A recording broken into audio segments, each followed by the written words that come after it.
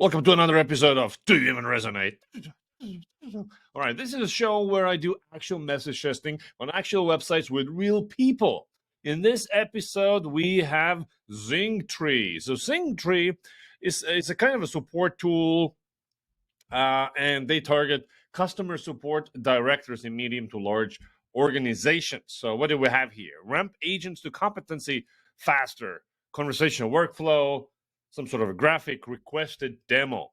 So now I put this page in front of their actual ICPs, and basically I'm narrating what I found out from this test here. So some stats about the overall, how did the overall page do? So overall clarity 3.9 out of 5. It's okay. Interested in getting a demo on? It's basically a meh. Could do so much better. I analyzed all the data on like how this page perform and what the problems are, and really this page is overall is pretty nice. There are some very particular things that they could do to dramatically improve their results. So let's see what they are. So on the above the fold area, which is still the most important part of the website, a couple of problems. Ramp is a verb. Multiple comments here about they're not sure what this ramp thing is. Ramping up people is kind of an unclear terminology. Ramp time, new phrase. I had to read blah blah blah. I had to think about the ramp for a second. So maybe there's something to it, yeah. And conversational workflow software. People are like, what is this? Like a draft? Is this like what is a conversational workflow software? It's unclear, yeah. And get people to competency. Competency is not a binary, right? Like what are we talking about? Can we quantify this and see ROI savings quickly? It's vagueness, okay? So key problem here is that people read this and they don't have a clear understanding. So you have failed on clarity, which is the most important part. The image here does 0. And of course, if we keep on going down this page and see how they use, and look, they don't use any screenshots. By the time people get to this part of the website, they're like, I'm still not seeing the product. It must be really ugly. That's what they think, because people will fill in the blanks themselves if you don't spell it out. And I had a look at their screenshots somewhere else on the page on the blog. They do show them, and it's clear that actually the UI is from 2017, and it is likely a conscious decision to hide the UI. So people know that you're trying to hide it, and this creates a skepticism.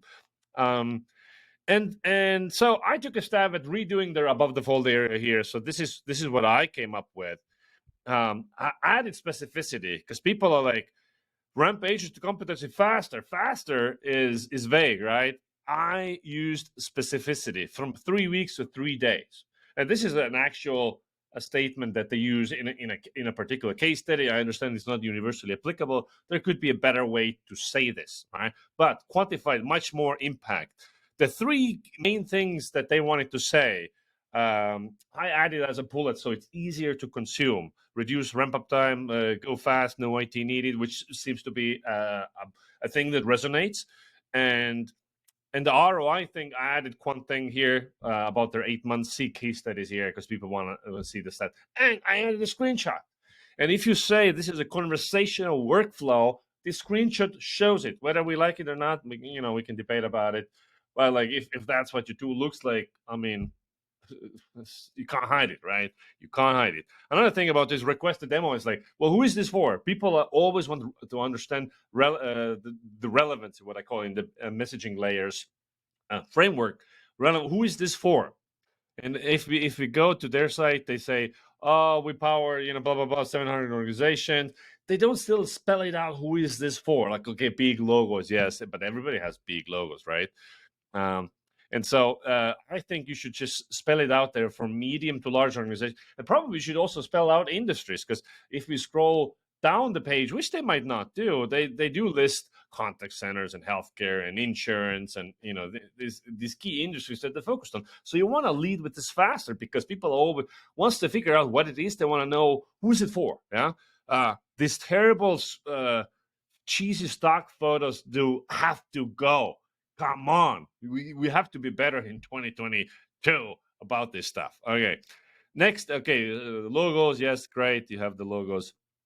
Now we get to this part here. So actually, this part scores relatively high. So even above the fold scored decently, and this section also for clarity and interest scores decent. And if we go into details, like what is the problem here, or how could we improve the thing here, is like, hey, you should kind of like don't use things like remarkably flexible. Like this is what a customer should say. You cannot use adjectives on your own shit. It's not believable. Suitable for all kinds of processes, meaning that, oh, we're everything for everybody. No, you're not. Like, don't say. Be clear, right? So just say top 3 use cases. People want to know what do I use this for, right? So don't make it vague. Make it specific. All right, but these 3 things are fine, except look at the icons here. Okay, they add 0 value, 0 clarity, complete waste of space. The main thing people have, how does it work?